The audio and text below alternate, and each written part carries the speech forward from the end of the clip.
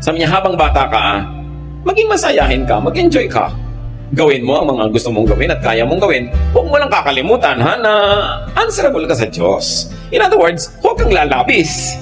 Huwag kang gagawa ng bagay na ipagsisisi mo pag humarap ka sa Diyos dahil haharap at haharap ka. Pero lahat ng pwedeng gawin na hindi mo offend ang Diyos, gawin mo. Yung hindi magbibigay ng panganib sa iyo at sa iyong kapwa, gawin mo. Sabi ko, huwag ka nang masyado muna mag-alala at mag-isip ng mga malulungkot na mga bagay kasi darating din yan sa iyo. Sandali ka lang maging bata, so enjoyin mo ang iyong kabataan. Ang dapat sabihan nito siguro yung mga magulang, no? Hindi yung mga kabataan. Mga lola at lolo. No? We must allow the children to be children. And we must allow the young people to be young. Do not fast forward their maturity. We all have a lot of time to be old. At pag dumating na sa iyo yung old age, wala nang balikan. Kaya dapat huwag sayangin ang pagiging bata. Kawawa naman yung mga bata na hindi na naging bata sa dami ng responsibilidad sa buhay. Timing is always very important. Sabi nila, an ounce of prevention is better than a pound of cure. Isang napakatanda ng kasabihan. Kung ang pagkilos ng tao ay nagawa niya bago magkaroon ng problema, mas marami siyang matitipid na oras, lakas, o kaya ay resources, kesa kung susundan na lang niya na natapos na yung problema. Ang pag-aaral po natin ngayon, late lessons, or lessons usually learned too late in life. Ano ba yung mga bagay na kuminsan ay huling-huli na para malaman, kaya importanteng alamin na habang may panahon pa. Salamat Panginoon dahil kayo Diyos na tugon sa aming mga suliranin, sa aming mga tanong. Kayo ang katapat ng lahat ng aming mga pagdududa, kayo ang katapat Lord ng lahat ng aming kakulangan. Kayo ang pumupuno, nagsasapat sa amin.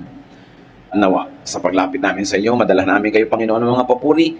Pagpanain niyo kami ng mga salitang nagmumula sa iyong karunungan, salitang magiging gamot ng aming mga kasakitan, kalakasan ng aming kahinaan, liwanag ng aming kadiliman. Ituwid niyo po ang mga kalikuan namin Panginoon, palakasin niyo po kami, pagalingin at akayin sa matuwid, maganda at maningning na daan. Lord, be our speaker. Protect us from all harm, protect us from all works of evil men and evil spirits. May your mercies prevail, walk in our midst, may your grace abound. In the name of your Son, Jesus, we pray to you, Father. Late lessons in life. What are the lessons usually learned too late in life? Although pag sinabi natin too late, we don't really mean wala nang pwedeng mangyari. Pero mas maganda sana kung mas maagang natutunan. Kaya naman, the younger you are, the more benefits you will get in learning these things. Number one is put God in your life as early as possible. Be as godly as possible before you get damaged or ruined. Marami pong mga tao napapalapit lang sa Diyos dahil napupuwersa, nauobligahan ng kalungkutan, ng kasakitan, ng kahirapan, ng kung ano-anong mga problema at damage. Mabuti na napalapit sa Panginoon at mabuti naman at ang mga problema at hirap ay naging daan para mapag-isip-isip ang Panginoon at lapitan ng Panginoon. Pero mas maganda sana kung nauuna na tayong lumalapit bago pa dumadating ang mga krisis natin sa buhay. Para kahit tayo ay nire-restore ng Panginoon, kung dumaan tayo sa mga hirap at mga kung ano-anong damages, mas madali naman na mas pagandahin na lang ang buhay natin kaysa hanguin pa tayo sa napakarami nating kinasadlakan at ayusin sa napakaraming gusot na sinalihan. Bagamat yun ay nagagawa ng Panginoon. Pero napakaganda kung mas maagang nakikilala ang Diyos. Bagamat walang huli, kahit deathbed conversion, yung talagang huling hininga na nung nakakilala sa Panginoon, salamat, maganda yun. Pero mas maaga, mas mabuti. Ecclesiastes 12:1-2. Keep your Creator in mind while you are young. In years to come, you will be burdened down with troubles and say, I don't enjoy life anymore. Someday the light of the sun and the moon and the stars will all seem dim to you. Rain clouds will remain over your head. Sinasabi dito ng mayak na darating ang panahon, tatanda ka rin. Marami ka rin mga bagay na gustong-gusto na ngayon na hindi mo na rin magugustuhan. Mawawalan ka na ng gana sa maraming dati ay hilig na hilig mo.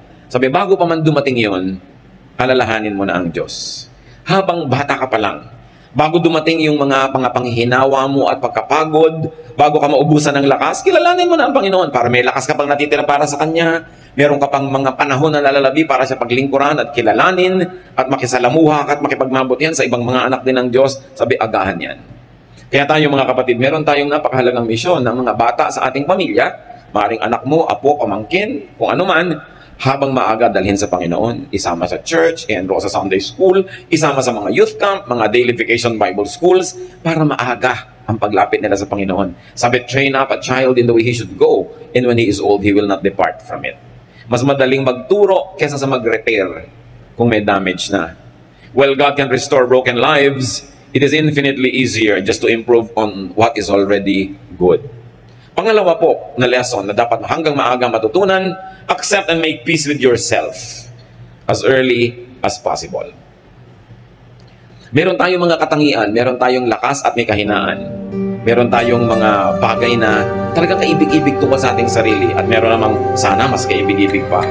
Pero mas maaga natin na baguhin yung pwedeng baguhin at tanggapin ng buong puso yung hindi pwedeng baguhin tungkol sa atin, mas giginhawa, mas luluwag ang ating buhay.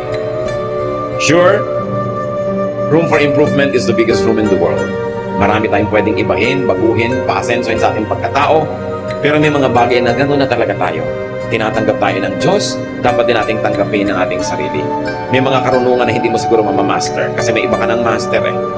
Merong mga physical attributes that will never be yours because you're already possessing attributes that cannot be changed. Mas pinatanggap natin yon, mas maaga, mas matatahimik ang ating kalooban, makakapag-focus tayo sa mas makakalagang misyon ng ating buhay. Psalm 139:14, I praise you because of the wonderful way you created me. Everything you do is marvelous. Of this, I have no doubt. So pinupuri ng mayakda ang Diyos dahil daw sa napakagandang paraan ng pagkakalikha sa Kanya. But of course, we know that whoever is singing this and whoever wrote this is far from perfect. Pero sabi niya, pinupuri ko kayo sa ganda ng pagkakagawa niyo sa akin. Kailangan matuto tayo mga kapatid na kilalanin at appreciatein yung maganda at mabuti sa atin. Habang patuloy naman nating inaayos sa tulong ng Diyos yung mga dapat ayusin. Pero meron talagang dapat man ang tanggapin. May mga bagay na genetic. Halimbawa, kung talagang predisposed ang pamilya nyo na magkaroon ng diabetes, ang laki ng chance na magkaroon mo nun, kasi magalit ka pa sa mga ninuno mo na hindi rin naman nila inimbento yun dahil minana rin nila, tanggapin mo at mabuhay ka sa paraan na pinakamaayos para hindi ka mabigyan ng maximum damage ng karamdaman na yan. May mga bagay na dapat tanggapin, mas tahimik ang ating buhay. Improve what can be improved on and accept what cannot be changed. In other words, as early as possible, be a friend to yourself. Be at peace with who you are and with what you are. Pangatlo po na dapat nating matutunan, learn what matters to you as early as possible. Ano ba ang mahalaga sa inyo? Mahalaga ba sa inyo na pagka may mga nakaraan nakakapag-swimming kayo at hindi kayo marunong lumangoy, learn it as early as possible para humaba ang panahon ng buhay nyo na nai-enjoy nyo yan. Gusto nyo pala pag may mga party, nagbo-ballroom dancing kayo, sumasayaw kayo, pag-aralan ninyo. Kaysa habang buhay, nakatingin na lang kayong halos maingit-inggit doon sa mga nagpapaikot-ikot at nagpapagulong-gulong at nagpapatalon-talon. Learn it if you like it. Gusto mo palang mamisikleta, pero habang buhay, nakatitig ka na lang sa mga namimisikleta because you don't know how. Learn it. Mga kapatid, at this point in your life, ano ang mahalaga sa inyo? Gusto nyo pero hindi nyo alam. Alamin nyo. Mas maaga nyong ma-master yan, mas mahaba ang natitirang oras para nyo ma-enjoy. Skills ba yan? Language? Is it a piece of information? Is it a trade? Isang uri ng paghahanap buhay o nagagawa ng kamay? Alamin. We cannot forever say, gusto ko sana pero hindi ko alam. Agahan. Proverbs 24:5, a wise man has great power, and a man of knowledge increases strength. Sa palagay nyo, anong dapat nyong malaman na pag nalaman nyo, mas lumalakas kayo bilang tao. Mas lumalakas yung bargaining power nyo with the world. Know it. To know is to master, to conquer, and to use. Another thing we have to learn is to be as healthy as much as possible, as early as possible. Bakit sabi nila pag nagkakaedad ka na, dumadami na sakit? Eh, ang dami mo na kasing inipon na lason sa iyong katawan. Ang dami mo nang inipon na atraso. Mga pawis na hindi mo na ipawis, exercise na hindi mo na i-exercise, at mga hindi mo dapat kinain na kinain mo. Siyempre, darating ang panahon, makahabol ka rin yan, dumadami, nagkakasabay-sabay. Kaya pagdating ng araw, doon ka ngayon magbabawas ng alat, magbabawas ng taba, magbabawas ng mga kung ano-ano. Agahan na ang pagbabawas nun kasi naiipon. Habang bata ka pa, konting disiplina na sa kinakain mo. Kung sabing bata naman ako, kasi naiipon, naiiwan sa katawan mo yan eh. Hindi lang naman mahalaga na tumanda at humaba ang buhay. Ang maganda, mahaba ang buhay, pero malusog. Mas na-enjoy mo yun. Sabi ng 1 Corinthians 6:19, do you not know that your body is a temple of the Holy Spirit who is in you, whom you have received from God? Isipin ninyo na yung Espiritu ng Diyos na walang hanggan, walang katapusan, napakamakapangyarihan, nakatira sa ating katawan. Isipin nyo na lang na inyong isip na ang layo ng mararating, ang daming pwedeng ma-imagine, ang daming pwedeng ma-create, pero nakatira pa rin sa ating katawan. At pag bumigay na yung katawan mo, kasunod na rin bibigay yung brain mo. Kasi yun ang tinitirhan niya.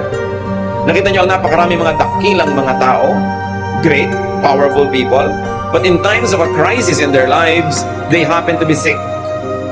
Ang nangyayari, natatalo sila. Kung giyera yun, minsan napakalaking digma, ang galing na general, ang daming napanalunan, pero dahil lang sa kagat ng lamok, no? Nagkaroon ng malaria, at kung kailan siya sinusumpong at inaapoy ng lagnat, doon lumusob ang kalaban, natalo sila. Kasi kahit gaano kagaling ang utak mo, nakatira pa rin sa katawan mo yan, yung katawan mo pag bumigay, kasamang bibigay lahat. Kaya dapat inaalagaan, mas maaga. The body is also the temple of the mind. It is also the limit and the limitation of the mind. Kaya inaalagaan yan. It becomes a tool of the mind, but it also becomes a prison of our whole life. So as early as possible, exercise. As early as possible, be fit. Eat healthful foods. Life is so much easier and nicer when one is healthy. Hindi lang yun, mga kapatid.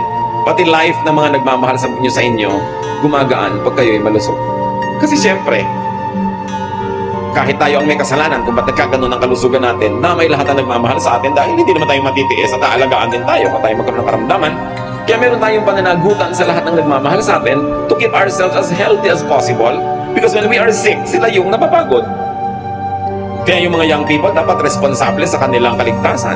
Huwag na kung saan-saan ibalibag yung katawan at ipaghampasan at kung saan-saan dalhin, kasi pagka napagpuk yung ulo mo at na-paralyze ka, yung matandang nanay mo pa rin na mag-aalaga sa'yo. Sino? Pag nagkaroon ka ng mga karamdaman, mga mahal mo sa buhay ang gagastos. Kaya hindi ka lang nabubuhay para sa sarili.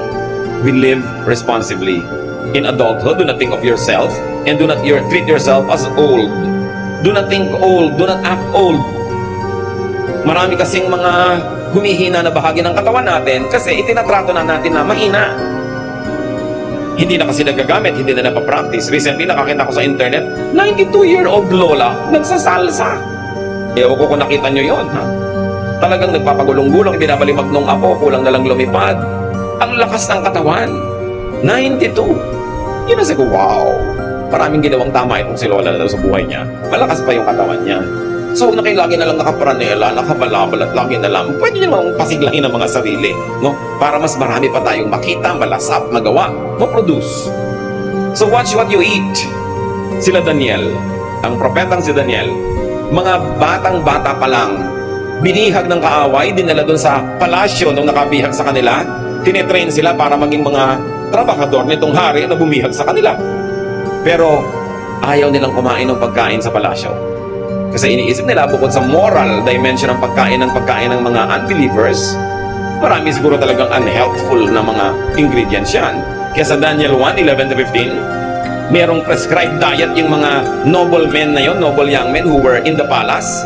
Pero si Daniel then said to the guard, "Please test your servants for 10 days. Give us nothing but vegetables to eat and water to drink. Then compare our appearance with that of the young men who eat the royal food, and treat your servants in accordance with what you see." So he agreed to this and tested them for 10 days. At the end of 10 days, they looked healthier and better nourished than any of the young men who ate the royal food. Hindi natin alam kung ano yung mga excess siguro ng mga fats, mga alcohol at kung ano sa royal food. Pero ayaw kainin nila Daniel.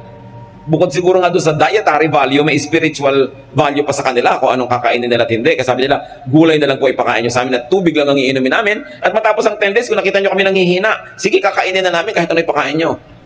Pero nakita, mas maganda pa ang kalusugan nila, mas maayos. Ibig sabihin, hindi ko mo masarap, yan ang mabuti sa'yo. Konting control sa sarili.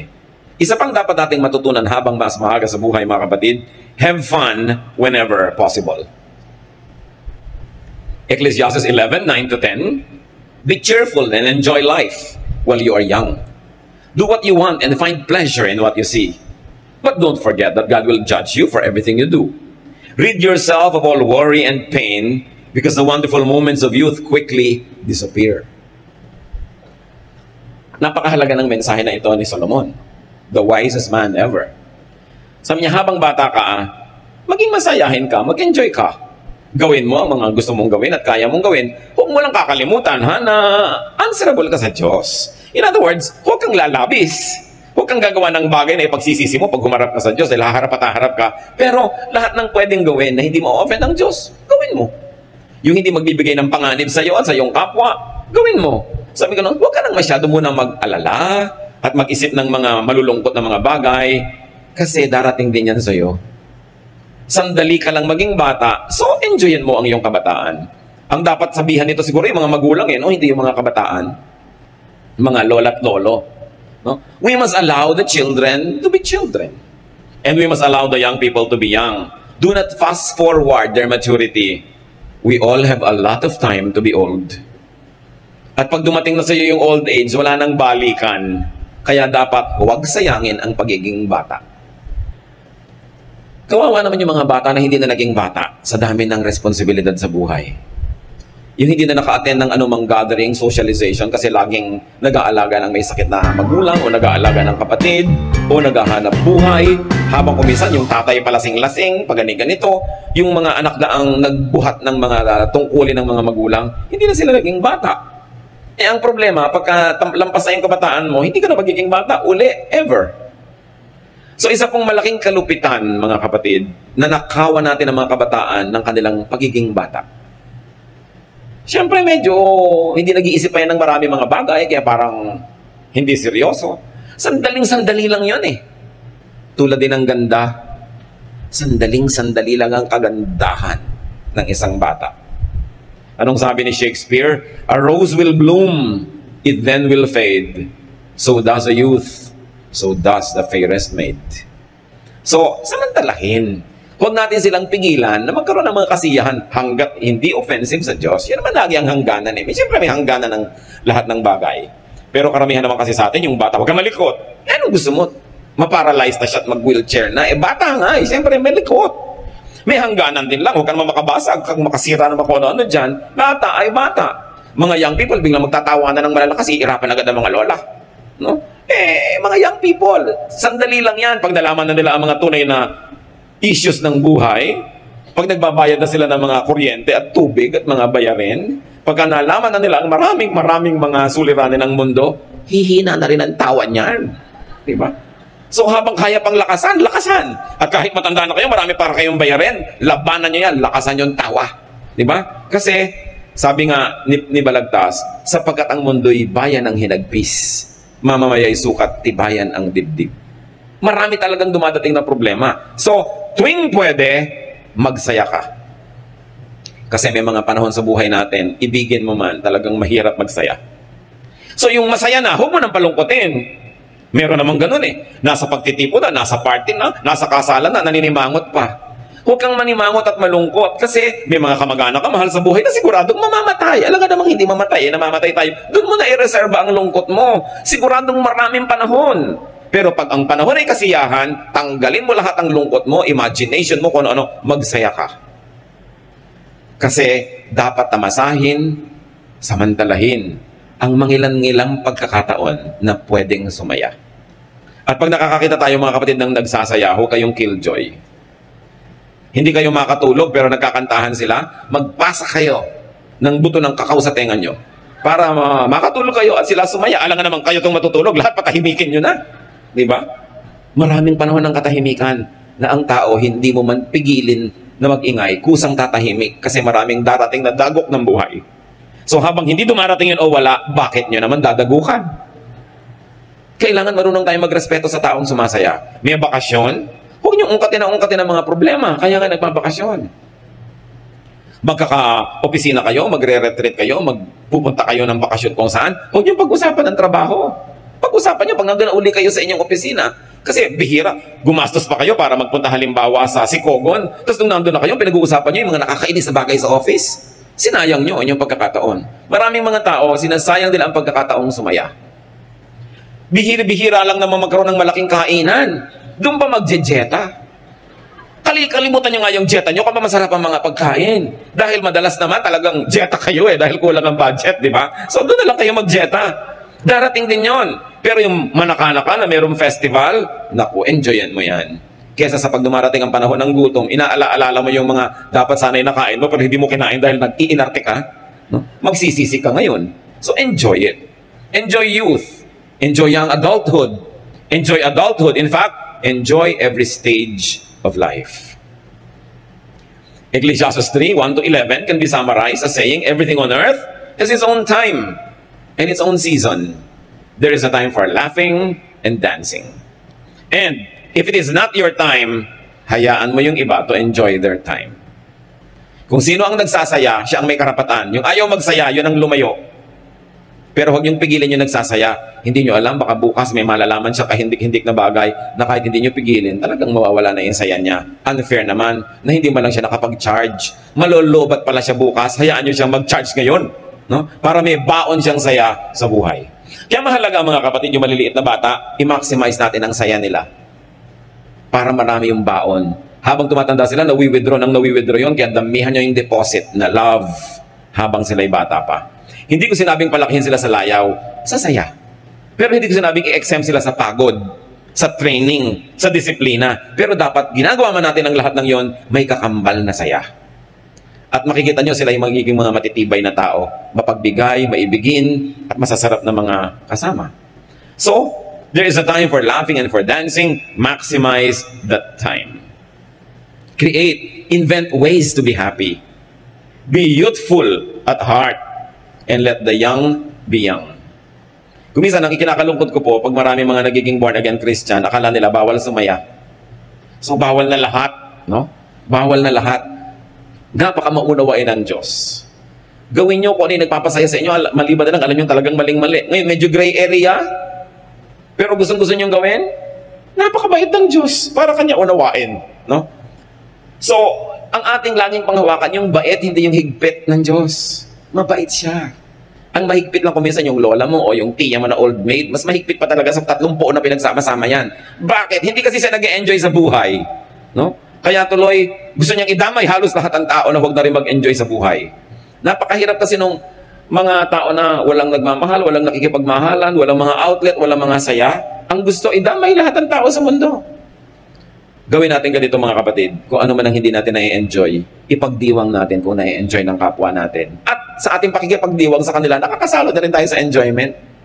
Kasi lagi mo silang pinipigil. One thing to learn, early. Mas bata, mas mabuti, save. Mag-impok. Save whenever possible. And if you're already saving, save more. Kung malapit ka na lang mamatay, ang dami mo pang savings, edi pamigay mo. Pero mabuti na rin yung kinamatayan mo, may savings ka pa, kaysa wala. Invest. Ecclesiastes 10:19, sabi ni Solomon, pinakamarunong na tao sa balat ng lupa, money is the answer for everything. Sa inyo, ha? Ganun ba yun? Tatandaan nyo mga kapatid, it is the love for money that is condemned in Scripture, not money. Yung pag sobra mong minahal, kinalimutan mo ng Diyos, kinalimutan mo ng kapwa, yun ang sumasama. Pero yung pera mismo, gusto ng Diyos, marami tayong ganyan. Kaya nakita mo ang Panginoong Jesus, pinagalitan niya yung binigyan ng mga talent, hindi ininvest, hindi nagtubo, binawi pa. Gusto ng Diyos, marami kang pera. Proverbs 6:6-8, go to the ant, you sluggard. Consider its ways and be wise. It is no commander, no overseer or ruler, yet it stores provisions in the summer and gathers its food at harvest. Sabi niya, ikaw tamad, tingnan mo yung langgam. Pag tag-araw, pag tag-ani, pagod na pagod. Nagbubuhat ng kung ano-anong madidilihensya niya sa buhay. Kuminsan, 20 times heavier than the body of the ant binubuhat niya. Bisa nagtataka ka sa sahig, may naglalakad na bigas. No? Nung tignan mo, may munting langgam sa ilalim, buhat-buhat niya, naghahanap buhay siya. Ikaw naman sa dista, tiniris mo pa. Naghahanap buhay nga yung langgam eh. No? Sabi, kita nyo yan, kasi hindi laging pwedeng merong kang pulutin, kasi hindi laging harvest.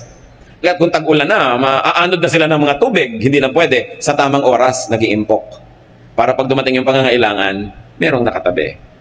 Kailan tayo dapat mag-impok? Kung kailan tayo malusog, kung kailan tayo bata, kung kailan tayo kumikita. Hindi yung ubus-ubus biyaya, bukas na katunganga. Ang mga young people, hirap na hirap magtrabaho ng mga graveyard shift, tapos inuubos ang pera nila sa mga kapeng nakakasikmura. Yung mga maaasim na kape. Talagang mga pagpapanggap at pagbabalat kayo, no? Para lang magmukhang sosyal. Tapos nauubos ang mga pera sa kung anong gadget. Tapos mamaya, tumanda na, wala malang savings. Kailangan may isave ka. Ngayon, kung may mga kamag-anak ka na palahingi, palaasa, paladagan, no? Talagang gumagamit ng straw para sip-sipin ang dugo mo mula sa pinakamatabang ugat sa iyong leeg. Di ba? Lalo ka dapat mag-save. Huwag mo ibibigay lahat. Do not give everything. Give proportionately. Magtira sa sarili. Pag naliligid ka ng mga ganitong tao, lagi silang wala, ikaw yung meron, uubusin nila, bukas pare-pareho na lang kayong wala. Hayaan mo na lang sila wala, ikaw meron. Para pag may emergency sila, kahit paano, pwede mo rin tulungan kasi ipinamigay mo ng lahat. Lalo mga magulang. Alam niyo naman ang mga Pilipinong magulang, ibibigay ang lahat sa anak. Kung umaasa kayo na lahat ng anak ay itatagod kayo sa pagtanda, paano kung hindi mangyari? Paano kung nakapag-asawa yan ng ubod na sama ng ugali? At nakulam yung anak nyo at nailayo talaga sa inyo. O anong gagawin nyo ngayon? Binigay nyo lahat. Magsisimang kayo, 80 anyos na kayo, 70. Lampas na yung climax ng pagkita nyo. Anong gagawin nyo? Magsisisi na lang kayo hanggang humina kayo ng humina, maubos ang maubos. Don't give everything. I'm telling you, give, but give proportionately. May tinatabi ka. Ang God is God of proportion. Ang Diyos nga, 10% lang hinihingi. Di ba? So, ibig sabihin, may tinitira ka sa sarili mo, sa ganito, sa ganon. Dapat ganon. Kung kayo'y kumikita-kita, medyo katanghali ang tapat ng inyong buhay, walang ginawa ang mga kamag-anak nyo kundi manghingi, paano kayo magkakaroon? Ipinapayo ko lagi sa iba, maghulog kayo ng lote. Maghulog kayo ng anumang bagay na alam lahat ng kamag-anak nyo may hinuhulugan kayo, therefore, hindi nila kayo dapat obligahin na lagi magbigay sa kanila dahil may hinuhulugan kayo. Tapos pagdating ng panahon, di ibenta nyo, parang savings, parang forced savings. Kasi kung laging cash ang pera mo, papapakin talaga ng mga tao yan. Wala kang maiipon. No? So magtira sa sarili. At habang maaga, lalo't kung naniniwala kayo, get a good health insurance coverage. Mabuti na yung nagkakasakit kayo, ang inaalala nyo lang paano gagaling, hindi yung paano magbabayad. Malakas magpalala ng sakit, yung bills. Malakas magpataas ng lagnat. Pagka nakikita mo yung mga bills. Kailan kayo kukuha dapat ng health insurance coverage? Habang bata kayo kasi mura pa yung premium. Alam nyo na yung mga insurance, hindi ka naman yan love. Negosyo yan. So habang nagiging 60 ka, lalong nawawala na yung mga privileges mo o 70. Pero at least umabot ka man lang sa edad na yun na covered ka kasi mamaya nagkakaroon na ng mga bagong products yung mga insurance companies na hanggang libing pwede ka ng client nila. Meron ng ganun, ano? Pero maganda meron kayong ganun. Kaya lang pakatinuan ninyo. Dahil maraming mga insurance companies nakaka 1, 2, 3. No? Tinatakbuhan ka bigla, nawawala bigla. So tingnan nyo yung record, track record ng mga kumpanya. But it's nice to have that. Get educational and health insurance for your children. The younger they are, the cheaper. Ako, isang patotoo. Sa ganito, napapatunayan ko this works. Yung mga insurance, health insurance, educational plans. Dami ko nang nakita na talagang it works. Kaya lang nga, talagang medyo maghihigpit ka ng sinturon habang nagbabayad ka ng premium. 5 taon lang naman yun. At kadalasan, yun yung 5 taon na bata ka pa, nasa peak ka pa ng pagkita, pwedeng gawin. Kita niyo yung babaeng pinupuri sa Proverbs 31:25? She is strong and graceful, as well as cheerful about the future. Sabi ng NIV, she can laugh at the days to come. Sino ang pwedeng magtawa-tawa sa darating na kinabukasan? Yung may ipon. Magulang ka, magkakalis na yung anak mo, sabi mo, magkakalis na anak ko, may pambayad ako. Di ba? Gaano karami nakakatawa ting Hunyo? Pag nakasalubong may mga mukhang Biyernes Santo, Hunyo. Kasi enrollment, walang savings. Gaano karami yung nakakatawa kapag naalala mo, naku, tatanda ako, kailangan ko ng wheelchair. Bibili ako ng may mga umiilaw-ilaw pa habang gumugulong. Di yung may pambili, di ba? Sinong nakakatawa sa mga darating na sakit, di yung may pampa-hospital, she can laugh at the days to come. Yung Proverbs 31:25 lady, because she has savings. So mahalaga, meron yan. Isa pang lesson mga kapatid, if you have a chance, I like to emphasize this, if you have a chance. Dahil yung iba gusto pero walang chance. And you are psychologically and emotionally fit to marry, marry. Huwag niyo nang tanongin yung katabi niyo, ba't ikaw hindi ka nag-asawa? Di ba? Hindi kayo makialam. Pero if you have a chance, if you are psychologically, emotionally, economically, physically fit to marry, marry. Maraming ligaya ang pag-aasawa kahit marami rin itong hirap. Pag kinuwenta mo, kwentas klaras, panalo ka pa rin usually. Pag nagkaroon ka talaga ng isang married life. When you can have and raise a child or children. Mahirap lang yan sa simula, pero malaking joy ang binibigay niyan sa'yo. Lalo't kung mapag-aruga, kung tumanda ka, bagamat hindi yun guaranteed. Di ba? So kung mag-alaga ng bata, dahil investment mo siya para alagaan kanya pagtanda mo, hindi yun guaranteed. Mahalin mo lang dahil mahal mo. Kung minahal ka uli sa sukli, di maganda. Kung hindi, may tinabi ka sa sarili mo. Yun ang importante. Proverbs 18:22, he who finds a wife finds what is good and receives favor from the Lord. Baliktarin mo rin yun, ganoon din sa husband. Mapalad yung mga tao who have a chance and who are psychologically and emotionally fit to have a spouse. So, huwag sayangin yun if you fall under that classification. Kahit ano pa ang hirap, mas matimbang pa rin ang pakinabang kung nagkaroon ka ng kabiyak. Psalm 127 verse 3, children are a blessing and a gift from the Lord. Kung minsan mga kapatid, merong mga ipinagbubuntis na bata in ways that are socially undignified. May mga unwanted pregnancies, may mga hindi inaasahan, merong mga kuminsan na puwersa nangyari. Sakaling mangyari, bagamat ayaw natin, never abort a child. At kung ikaw naman ay isang dalaga na sa mga laro sa'yo ng tadhana ay bigla ka naging isang dalagang ina, huwag mong ipamigay ang bata, palakihin mo. Machichismis ka lang ng 1 linggo, 2 linggo, 1 buwan.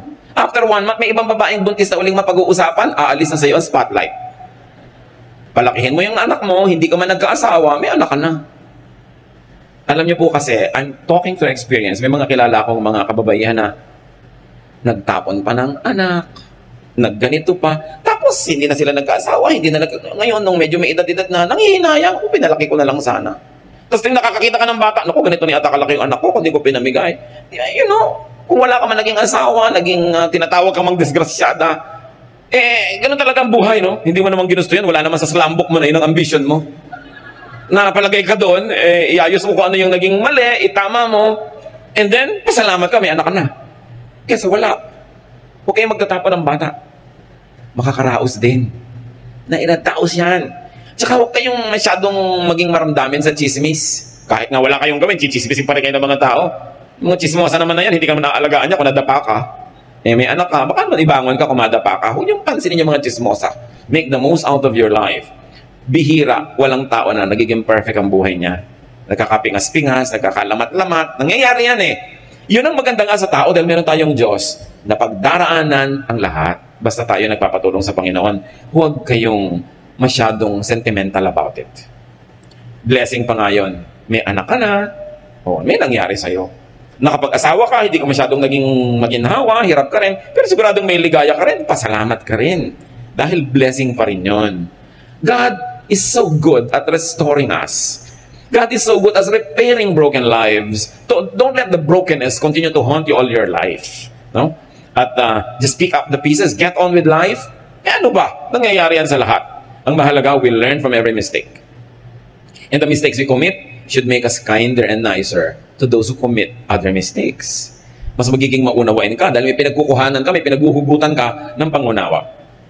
At kung kayo naman ay iibig, abay di umibig kayo, love. Never mind not being loved back. Meron kayong mahal, kaopisina nyo, talaga namang lahat ng bonus nyo, inapanulan yung kaldero, binibigay nyo sa kanya, pero hindi pa rin kayo pinapansin, ibigay nyo pa rin. Alam niyo yung nagmamahal, mas masaya naman yun kaysa doon sa minamahal eh. Kayo yung nagmamahal, hindi man kayo suklian ng pagmamahal, magmahal pa rin kayo, at least naranasan nyo magmahal. Diba? Kaysa sa hindi na kayo minahal, hindi pa kayo nagmahal. Di wala na kayong naranasan. It's alright to love and not be loved back. Because loving by itself gives you a lot of happiness. Kung sinuklian pa, kahit konting pagtingin, malay nyo naman. So huwag kayong matakot umibig. Yung mga nabigunan ng mga 18 beses, may mga 18 pa ulit na lalabi. Ubusin nyo. Diba? Huwag kayong sobrang nadala, naging playing safe, ayaw nyo na. Buhay pa kayo eh. Ba't umaayaw na kayo? Malay nyo naman, dito sa ika-27 pag-ibig, diyan na talaga matupad ang mga pangarap nyong ilakad hanggang altar. Habaan nyo ang lakad. Mula pa lang doon sa Harrison, maglakad na kayo. Para makabawi kayo. No? So never mind kung hindi ka minamahal. Mahal mo pala, mahalin mo pa rin. Hindi ka binibigyan ng pag-asa, mahalin mo pa rin. Huwag mong ilagay sa kanya yung pasya kung anong gagawin mo sa pag-ibig mo sa buhay. Sasaya ka rin. He who loves enjoys more than the one being loved. Pangwalo. Hold no grudges. Have no regrets. Discard anger from your heart. Mas maaga, mas mabuti. May gumawa sa'yo ng masama nung araw, hanggang ngayon inaalala mo pa, ang totoo noon, paulit-ulit na nagagawa sa'yo yung masama kahit wala na siya dyan, kasi nire-replay mo. Lugi ka. Kung meron kayong dapat patawarin, huwag na yung pag naghihingalo na siya o naghihingalo kayo, tsaka pa kayo nagpapatawaran, patawarin nyo na agad. Makakalaya siya, makakalaya kayo, mas luluwag ang buhay. Huwag kayong magtanim ng sama ng loob. Yung puso nyo, dapat tinatayo ng pag-ibig, hindi ng sama ng loob, hindi ng galit, hindi ng mga hinanakit, himutok, hindi ng mga pains and sorrows. Minsan na kayong nasaktan, tama na. Ilibing nyo na forever, magpatawad na kayo para hindi maulit. Kasi habang sinasaliwa nyo, bumabalik yung galit, bumabalik yung sakit, sinong lugi? E di kayo. Mas maaga, mas mabuti. Kasi maiksi ang buhay. Sayang ang bawat saglit na inubos mo sa pagiging galit. Pwede naman sanang inubos sa pagiging masaya. It is your decision. Ephesians 4:31, stop being bitter and angry and mad at others. Don't yell at one another or curse each other or ever be rude. Sayang. Minsan ka lang nagkaroon ng araw na ganito, ng petsang ganito, ng taon na ito sa buhay mo. May nakaaway ka pa, di ba sayang? Samantalang, mas maganda kung may naging kaibigan ka. Huwag sasayangin ang bawat sandali. Philippians 3:13, I forget what is behind and I struggle for what is ahead. Nililimot ko na yung tapos na. At kayo mga kapatid, makinig kayo mabuti. Kung meron kayong kamag-anak, kapatid, mahal sa buhay, asawa, magulang, na nakagawa ng isang malaking pagkakamali nung araw, at alam nyo yon, at pwedeng-pwede nyo isumbat, pwedeng-pwede nyo siyang tapunan ng isang tingin pagka siya ang tinatamaan ng conversation, kahit hindi alam ng iba, pwedeng-pwede nyo siyang i-blackmail, huwag nyo gawin, release the person, limutin nyo na. At ang mga nagawa nilang mga malino, lalo di kinahihiya nila, kinasasama ng loob, huwag nyo nang uungkatin pa. Yun ang pagpapakatao. Sinasabi, don't hit below the belt. Kahit sa boxing, may batas. Kalaban mo yung sa boxing, yung pa ba naman kapatid mo, mahal mo sa buhay, yung pa ang tuwing meron kang galit o inis, inilalabas mo yung baho niya, inuungkat mo yung pagkakamali niya. It is cruel, it is unkind, it is ungodly. And even if you are able to hurt the person, do you think that you can get out of it unscathed? No. Kayo man, kahit galos magkakaroon. So huwag na huwag nyo nang uungkatin pa, lalo't maselan, lalo't pinagsisisihan o ikinahihiya ng inyong kapwa. Paksyam na magandang maalala bago tayo lubugan ng araw sa ating buhay, be nice and friendly to your children or to your children-in-law. Sandali lang, minsan lang maging bata ang bata. Pag pinalaki mo pa sa kalupitan, pag pinalaki mo siya sa iyong masamang ugali, sa iyong pagdaramot, sa iyong pananakit, anong itinanim mo sa puso niya? Puot sa'yo, galit, hinanakit, at habang patanda ka ng patanda at pahina ng pahina, siya tong lumalakas. Kung baga sa araw, papalubog ka na, siya nagtatanghaling tapat pa lang. Lahat ngayon na ikabubuti mo sa buhay, iaasa mo lang sa kanya dahil mahina ka na. Ano ang maaalala niya? Bigyan niyo ang mga bata ng mga magagandang maaalala. Una, para sa kapakanan nila. At kung gusto niyo isipin, meron din kayong benepisyo sa kapakanan niyo. Kasi kung anong inyong itinanim, aanihin niyo. Merong mga magulang, walang malang ginawang mabuti sa anak, pinagmalupitan pa, sinaktan, kinawawa, inabandona, pero ngayong matanda, inaalagaan pa rin ang anak. Can you imagine kung gaano pa kasindi, kasweet, palalo at kaganda yung pag-aalaga kung naplani mo ng maganda? Minsan ginagawa mo lang, obligado ka dahil magulang mo, pero wala ka ng gana dahil kuminsan malayo ang loob mo o may kim-kim ka rin sama ng loob. Pero ang sarap-sarap naman nung mag-aalaga ka na dahil mahal mo, hindi dahil obligado ka. So ang pagpapalaki ng mga bata, pakisamahan natin. At mga biyanan, lalo kayo yung donyang-donya pa yung edad nyo. No, halimbawa mga 40, 45 pa lang kayo, malakas na malakas pa kayo, kumikita pa kayo, gangga santol pa yung mga ikaw nyo dyan. Talagang mga pag nyo, gangga pa yung salakin, dami-dami yung dala. Yung meryabang pa kayo, para pa kayong pako na naglalakad dyan, ay mga balahibo nyo, pumapagaspas. Maging mabuti kayo sa mga manugang nyo. Kahit yung manugang nyo, wala pang nasabi sa buhay, wala pang nagagawa, wala pang say, nakikitira pa lang sa inyo, ibinibili nyo pa lang ng gatas yung anak nila, kayo yung donya-donya, patanda rin kayo. Pag ang itinanim nyo sa manugang nyo hindi maganda, anong ina-expect nyong aanihin? Ilalayo nila yung loob ng anak nyo sa inyo. Nakikitira lang yan sa inyo dahil walang choice. Oras na nagka-choice, lalayasan kayo niyan. Magpapakalayo-layo, hindi ibibigay sa yung number ng cellphone nila. Telegrama ka lang, no? Sa RCPI. Can you imagine? Ang tagal nun. So be nice. Magtanim ng mabuti, lalo sa manugang kasi hindi mo dugo. Yung sarili mong anak, pagtsatsagaan ka niya kahit anong mangyari, ay yung manugang mo. Ang masama ngayon ito, ang tanda mo na, ayaw mo man, kailangan mong maalagaan ka, at yung lang manugang na mag-aalaga sa iyo, o paano ka ngayon? Nice mo ngayon kasi wala kang choice. Samantala kung nung may choice ka, naging nice ka, di ba mas masarap? Mas maganda. Ang matatalinong biyanan, ha? Nakikisama sa manugang. Dahil part na yun ng pamilya nyo. At bihirang ina ang nanalo sa manugang. That's the truth. Pag nahumaling na yung inyong anak sa kanyang asawa, lalo't amoy sabon, bagong paligo, anong nanay-nanay? Di ba malilimutan ka? So mabuti pa lumagay ka sa lugar kung hindi mo man gusto yung manugang mo dahil lang matalino ka. Kasi yun ang magandang gawin. Ngayon, di gustuhin mo na, total gusto ng anak mo. Mag-e-enjoy ka pa kaysa mainis, wala ka namang magagawa, nandyan talaga yan, tuwing may okasyon. Kasi manugang mo yan. Maraming mga mabiyanan, hindi sila marunong, nakikipaggyera sa manugang. Anong mapapalaan nyo? Sa palagay nyo ba, magwawagi kayo? Wala, stress lang. Be wise. Kung inaalagaan nyo ba naman ng mga anak nyo na, sa inyong kalakasan, edi mas masarap ang pagtingin nila sa inyong pagtanda. Ephesians 6:4, Parents, don't be hard on your children. Raise them properly. Teach them and instruct them about the Lord. Of course, the presumption is you are godly yourself to be able to teach children about the Lord. Kita niyo itong magbiyanan na si Ruth at Naomi? Ang sweet. Itong si Naomi, may dalawang anak na lalaki, namuhay sila sa isang foreign land, tagaroon yung napangasawa ng kanyang mga anak na lalaki. Namatay ang asawa niya, namatay ang dalawa niyang anak na lalaki, ang natira silang 3 babae. Ngayon, sabi nitong matandang biyanan, mga iha, mag-uwi na kayo sa inyo inyong barangay. Kasi wala na ako natirang anak para ipakasal pa sa inyo. Magkanikanya na tayo, gumawa pa kayo ng buhay nyo dahil bata pa kayo. Meanwhile siya, ang tanda-tanda na niya, byuda na, naulila pa sa mga anak, sino nang titingin sa kanya? Ruth 1:16-17, Ruth answered, Please don't tell me to leave you and return home. I will go where you go. I will live where you live. Your people will be my people. Your God will be my God. I will die where you die and be buried beside you. May the Lord punish me if we are ever separated, even by death.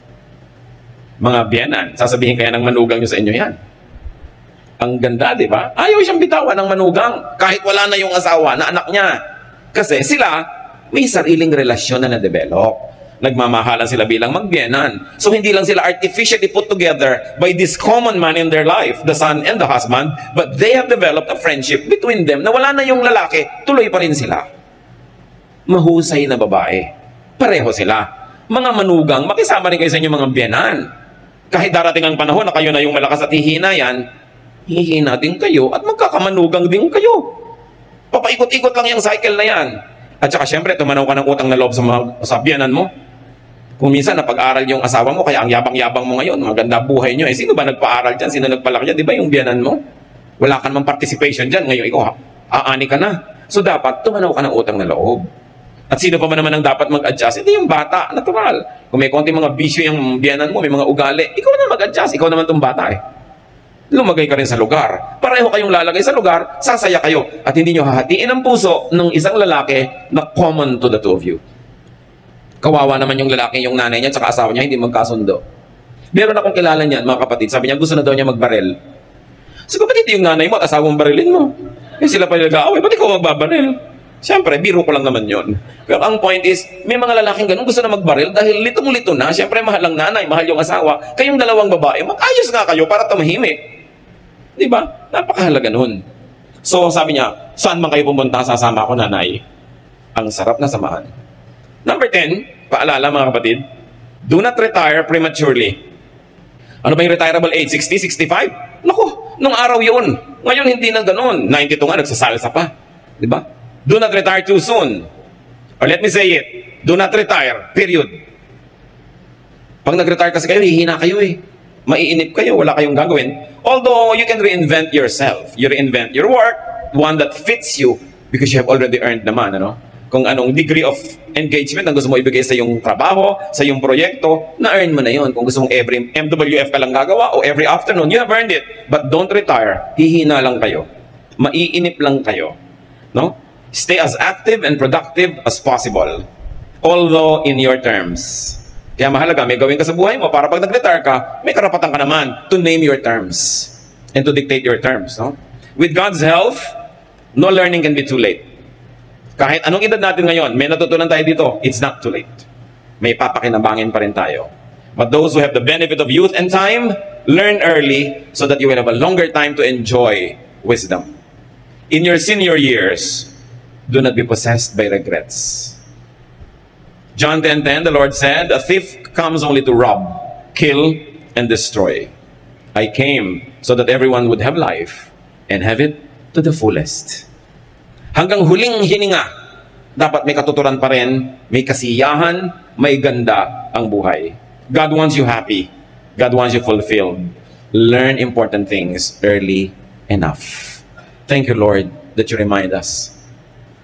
Thank you, Lord, that you are concerned that we have a meaningful life. Ituwid nyo nga po kami, Lord, kung may mga kalikuan kami. Itama nyo kami kung may mali. At sa mga ginagawa na naming tama, lalo pang matama sa tulong nyo.